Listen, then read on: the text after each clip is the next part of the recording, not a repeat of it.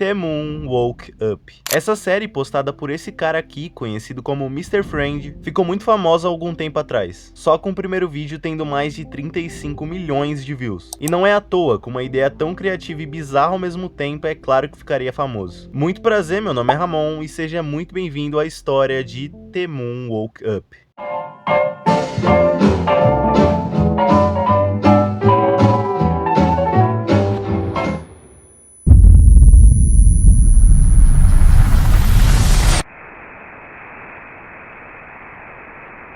O primeiro episódio começa com dois astronautas da missão Apollo 11, que pesquisando a gente descobre que aconteceu em 1969. Tudo corria normalmente. Até ali a missão era um grande sucesso. Mas no fim, isso aqui acontece. What the hell is that? Houston, you getting this? Tá, o que foi isso? A Lua de repente adquire um rosto bizarro e vai em direção à Terra.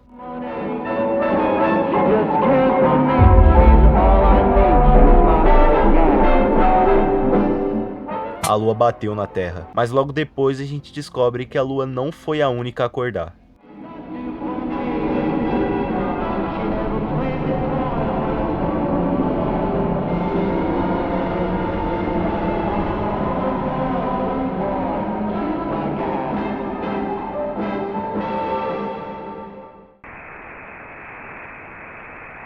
O segundo episódio começa com a visão de uma pessoa em Nova York, um mês antes da Lua acordar. Ele tá andando pela cidade quando ele encontra com esse cara, que é o típico louco que avisa sobre o fim do mundo. No caso, ele tá falando sobre ser um dos escolhidos para preparar o terreno para algo que tá despertando. O que será que é, né? Uma coisa que eu achei curioso é que esse cara é o criador da série. É só ver pelo nome ali embaixo e a roupa que é igual. E é só uma curiosidade mesmo, não tem nada a ver com o vídeo. A cena então corta pra Surrey, Reino Unido, 5 dias antes da missão Apollo 11. Agora a gente tá na visão de outro homem, que pelo que parece tá apressado pra ir pra algum lugar. Então ele chama a mulher e o filho, mas eles parecem ignorar ele.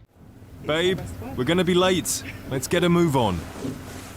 I said we don't have time for this. Ele então fica impaciente e chega perto do menino, até que isso aqui acontece. Michael, if I have to tell you one more time. Tá, lembra o que aquele cara tinha dito sobre ser um dos escolhidos? Provavelmente esse garoto também é um deles. Outra coisa que dá pra reparar nessa cena é a TV que tá com essa chiadeira chata pra caramba e os desenhos que ele fez, que se tu reparar são os planetas acordados. Bizarro. A cena de novo é cortada e agora nós estamos em uma tribo da Namíbia, no momento em que a Lua acordou.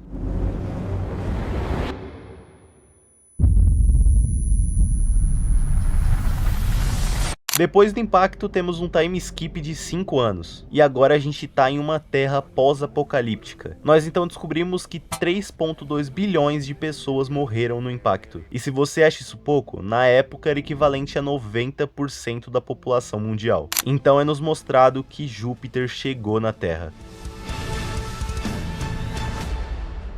E por fim, os desenhos do garoto.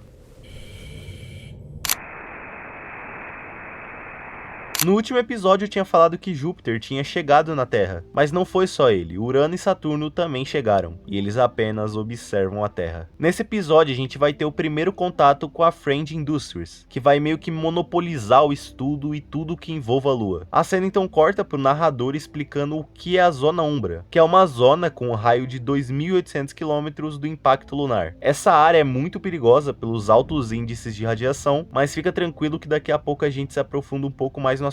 O vídeo continua com a Friend Industries produzindo um satélite, gastando milhões em recursos, enquanto milhões de pessoas vivem na miséria.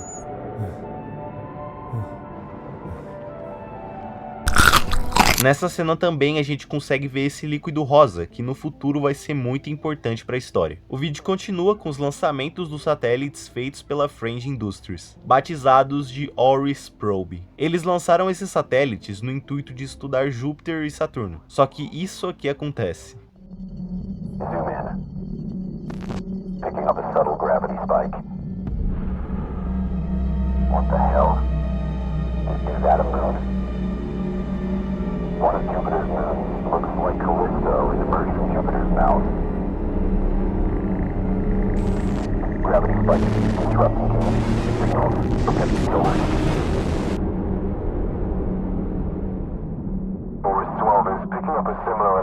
it from Saturn.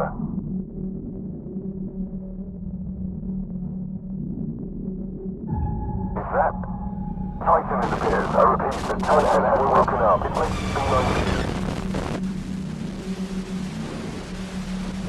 Tá, Júpiter e Saturno cuspiram as luas deles como se fosse uma forma de defesa. Talvez seja algo mais instintivo, ou eles sabiam qual era a intenção daqueles satélites. Bem, isso eu não sei. Mas uma coisa que pensei é que Júpiter e Saturno, diferente da Terra, tem muitas luas. Se eu não me engano, Saturno tem mais de 200. Então esses dois planetas são praticamente duas metralhadoras de luas. Que legal. Continuando, é nos mostrado que eles fizeram 12 satélites, e quase todos foram destruídos. Então a missão deles foi um completo fracasso. E você pode me perguntar sobre o terceiro planeta, que é Urano, e por que eles não enviaram satélites para lá. E a resposta é bem simples na real. Eles viram que todos os satélites enviados para Júpiter e Saturno foram destruídos e não quiseram arriscar e enviar outro para lá. O vídeo continua com dois soldados encontrando um humano, que também está transformado igual o menino do vídeo anterior. E na próxima cena, outra criatura humanoide aparece, mas dessa vez ele parece ser bem mais alto e com certeza mais rápido. E com essas duas últimas cenas, a gente tira limpo que a Zona Umbra não é perigosa só pela radiação, mas também por essas criaturas.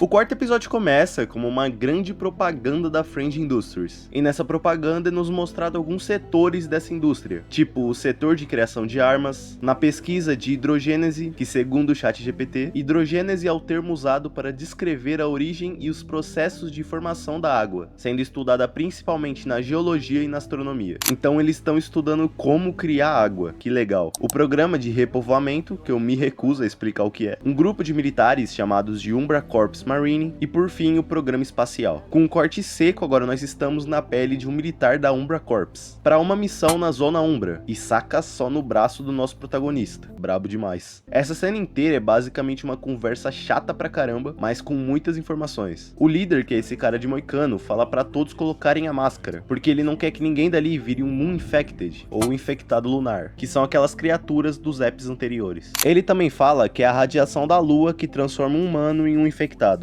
e que aparentemente aquele líquido rosa que eles chamam de suco lunar vale alguma coisa, já que esse maluco aqui quer contrabandear. Chega de conversa, agora é a hora de ver a eficácia dessa equipe contra os infectados. Stay on my six. Do something! What the hell? Wait, don't shoot! Don't shoot!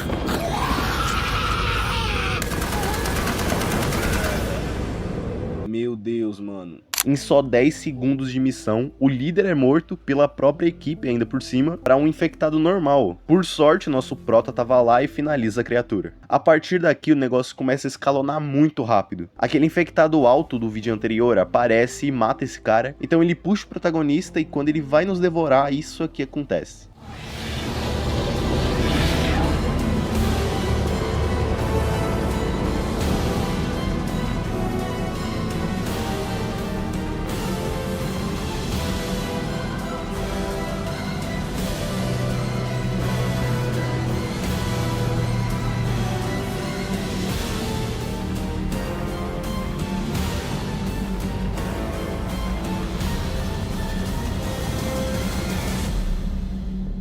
Meu Deus, eu não sei nem explicar o que aconteceu. Um portal interdimensional é aberto e uma mão enorme simplesmente puxa Júpiter, como se não fosse nada. A maior ameaça já mostrada nessa série, que era Júpiter, simplesmente sumiu.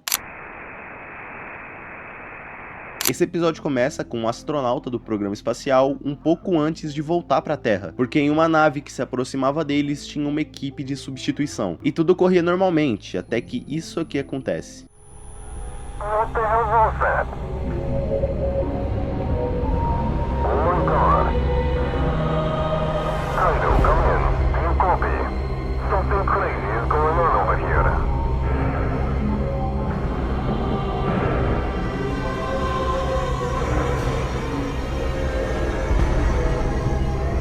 Tá, agora a gente sabe que aquela mãozona não só puxou Júpiter, mas também Urano e Saturno. E graças a essa distorção gravitacional que essa criatura causou, as naves ficam descontroladas e um dos astronautas sofre um fatality.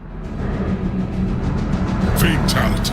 As cena corta para mais militares da Umbra enfrentando aqueles infectados e fracassando miseravelmente, de novo. Agora que todos os planetas que eram uma ameaça foram embora, a Terra finalmente ficou em paz.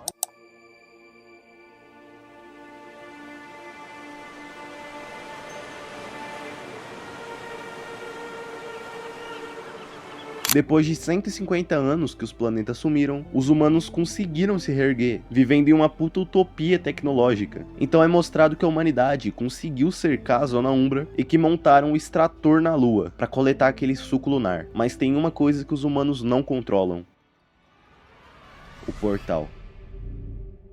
Na próxima cena é mostrado que a Fringe Industries quer criar um super soldado, e esse cara foi o escolhido para isso. Ele então é mandado sentar numa cadeira e coloca um braço cyberpunk, injetando o suco lunar nele. Com esse novo poder, ele facilmente consegue desintegrar um daqueles infectados que os militares da Umbra Corps ralavam para matar.